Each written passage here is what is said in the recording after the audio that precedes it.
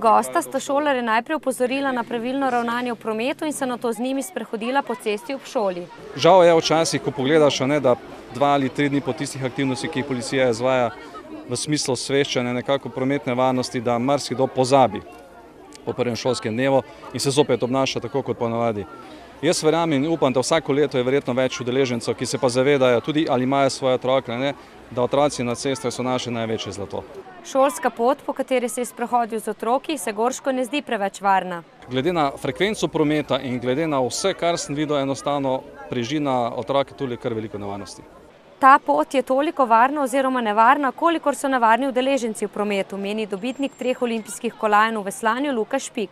Če bodo ljudje tukaj se nekako normalno vozili med šole, če bodo upoštevali, da je otrok na prehodu za pešce oziroma da hodijo otroci po pločniku in če bodo zmanjšali hitrost, ne bo prišlo do problemov. In to velja upoštevati.